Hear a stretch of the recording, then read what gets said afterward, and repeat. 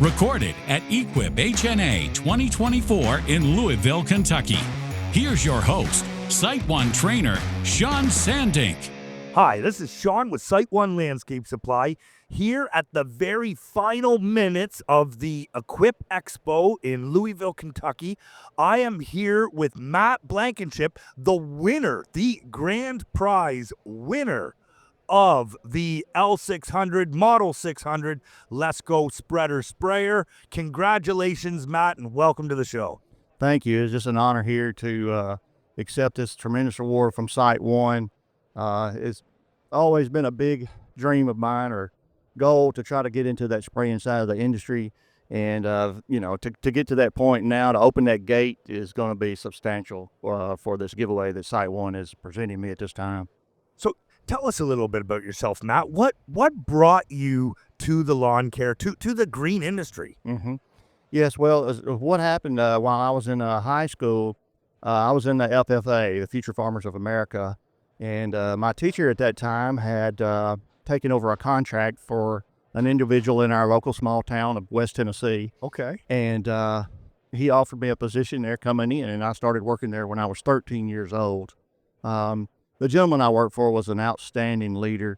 You know, he was well known in the community, and I just grew to love him, and he let me eventually take control of that contract after the teacher. I wound up going to college and coming back out, and the FFA teacher resigned from the contract, and so he allowed me to come in as a young individual and just take over this account that he had there at his home. And what were your responsibilities for that account? Well, basically we did irrigation. He had an irrigation on the property there, and landscaping, mulch, leaf removal, planting annuals, perennials, and maintaining a property.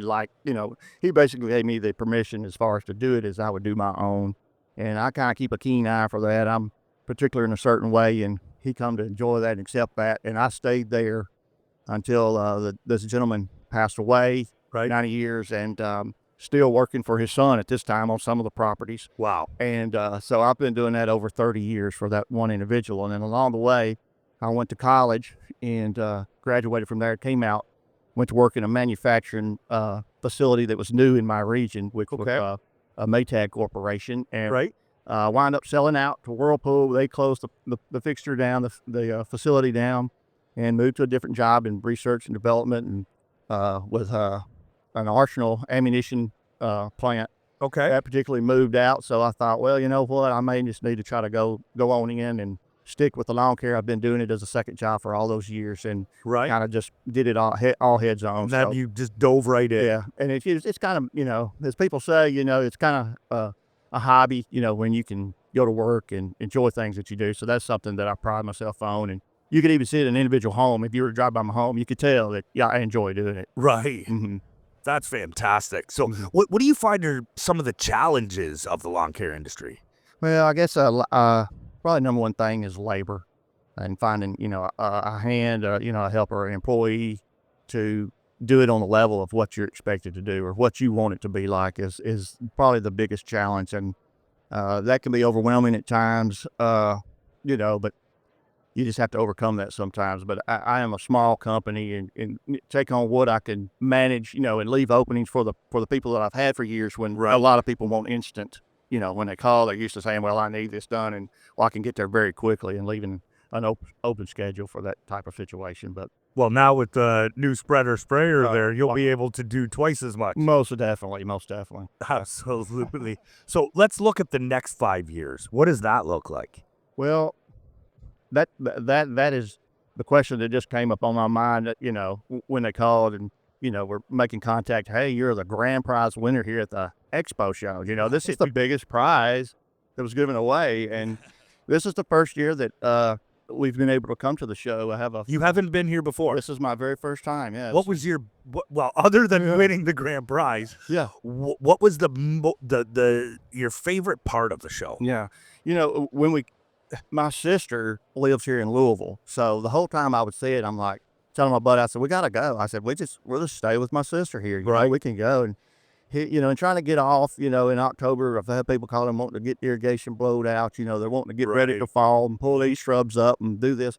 Well, so we finally got a break this year, and I said, "Man, we just got to do it. Let's just go do it." And I said, "It's going to be huge." And we get here, and we're like, "Oh my goodness, it's substantial information here, and It's knowledge. overwhelming. The knowledge that you can gain, from talking to you or each individual at these booths here is just, unbelievable. And then to, maybe enlighten some of your working experiences or make that easier, or Right. connect a contact to help you proceed out and Right. do things that maybe you were a little scared to do. But when we came in, we were on the far side over here with the stone and hardscape division, and we were Right. just over there for so long. We're like, well, there's this olive. We didn't even see this other wing here. We didn't, I'm looking at the map. I'm like, I don't know how to go. So we just kind of navigated around. And Did you get outside to the outdoor booth? oh my goodness, yes. Isn't that fun to just be able to actually try stuff out? Yep. Because that is something that very beneficial. You can identify, trying out each individual, or even talking to someone that is a expert in that level. Absolutely. And these large companies are bringing them in to, their top engineers and designers and things. If you have questions on things, I mean, they can get you in touch with somebody that knows very quickly. Now, I'll email you, or you can get. I mean, it's been phenomenal.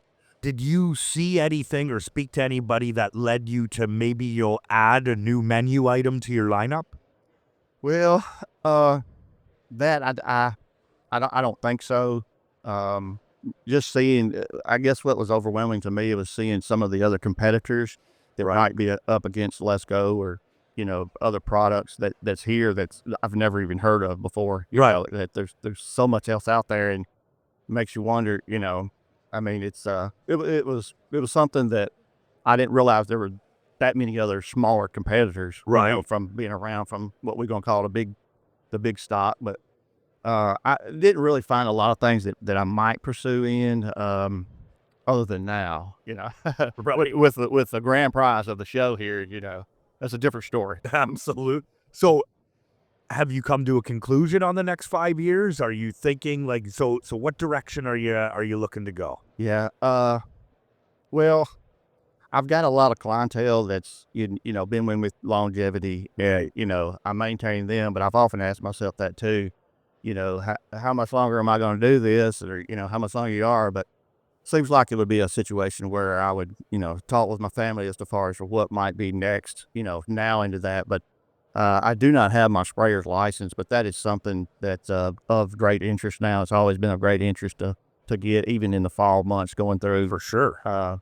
learning that side of it, and getting that knowledge to learn the different applications and spray rates for particular machinery. So, Right. but that would probably be a key, is to getting in there. We've seen that a lot in our area in West Tennessee, where there's a lot of Okay. people going that direction. Right. Mm-hmm. So, let's change gears here just a little bit and tell me about your worst day.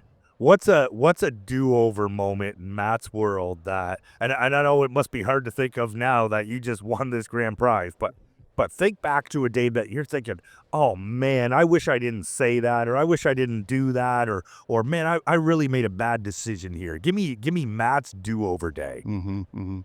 Yeah. Well, I guess in striving to let customers know that I'm available to them, that I have a commitment with, a contract with, understanding that we can get to whatever needs they need, whether it's something that I can provide them, or knowing the industry to lead, to that direction and get into.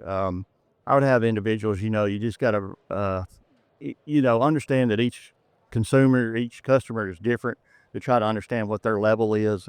I've been on, giving out a contract bids for a landscape particular job that may be a further amount of way than which I actually want to go, but it would come off a referral from someone that's, may take me an hour to get there, and, explain to them I need to get there, but, they're kind of committed in the way of saying, we've seen your work, we don't know that we can identify that here in our area or not. And I would get a position and go up there, and, that's sometimes in a struggle of where it takes times to go out to do the bids, Right. draw them up. Some of them want to see how is that actually going to be, to get them a better understanding, to only them say, well, we'll think about it, to be Right. And if I don't understand what the customer is really wanting in perspective of coming to me or me asking questions, and I think I failed that position as far as not asking them what type of budget maybe they thought it would be in the beginning. Maybe So I qualify Yes, sir. to see if they would be Yes, sir. a good candidate Yeah. for you. And and even go with a smaller shrub, because I'm used to if I'm in a 7 gallons and 15 gallons, 30 gallon particular, entity on a home, then that's what the one that they saw I did. I'm saying, well, that's what they're expecting. Right. So, I could have come back down to some, lesser options on that, come down to 3 gallons or, maybe not the most expensive, Japanese maple or whatever. Okay. So I kind of needed to get more from the consumer, the customer, and what they were expecting as far as the budget and design to that. So that was something I wish I could have had back. Well, if that's your worst day, Matt, then you are blessed. We've heard everything from people dropping their mowers in ponds to sibling rivalries where brothers aren't talking to each other anymore. So, man, that's fantastic. If that's your worst, then you've had a great career. Sounds like you've been doing it for a long time. One more question, then I'll let you go and enjoy the rest of the show here. Well, actually, it's closing the rest of what's left and enjoy your grand prize. That's right. Let's take this way back to the beginning and pretend that you're talking to somebody just starting out in the green industry business. What's advice that you would give somebody just brand new in the business now? Mm-hmm. Yeah, that's something you often think about as far as I have 2 daughters that are middle school and high school, and as I see some of their friends, coming by, or some of their relatives' friends, and hear those individuals saying that they would like to get in that horticultural side of it. It's a tough side, but I often have the drive in myself now that if I could have someone like that I could train, I would pour my heart out into it, and just feed them everything I would know about from the irrigation side to the lighting to range application to shrubbery to, some of the tools to benefit, what's best, maybe. But that's something I've often thought about, because now in high school, my daughter, she's in a senior, and they expect these kids to know what they want to do coming, immediately in there. So they can start planning. And so they're doing the program with job shadowing and stuff like that. So my daughter actually went out, with me, on that job, going out with job shadowing and try to see that. But it's something that you kind of see how I got into it, and I was in there with a mentor through FFA. Right. And he taught me a lot of that, and, that irrigation side of it 25 years ago, that was new then, and to see a pop-up irrigation head come up in someone's yard was kind of a head turner. Absolutely. What is that, So if there's something that, you could pour that knowledge into and just feed some other kids, but it's a tough industry to get in, but it's also a rewarding industry as well. If you treat customers right is the main thing, Right. And, telling someone your word's about the only thing that you can have. If you give someone that you're going to do something, try your best to do it, whether that alleviates extra time behind that, that you're losing, you're going to have a repeat customer. They're going to tell someone about it. Most of my work comes from referrals. I don't do any kind of ads or any kind of information. Well, that's because you do good work, and then people want to share that work. And I just love that story that you were mentored, and then you want to pass that mentorship on and help the next generation. Matt, congratulations again, and thank you so much. Yes, sir. Thank you. Thank you for SiteOne and making this donation. Thanks for tuning in to Confessions of the Craft. Ensure you never miss an episode by subscribing to the podcast, so you can be the first to hear new episodes and discover previous ones. Follow SiteOne on Facebook, X, formerly known as Twitter, Instagram, and LinkedIn for the latest trends and industry updates.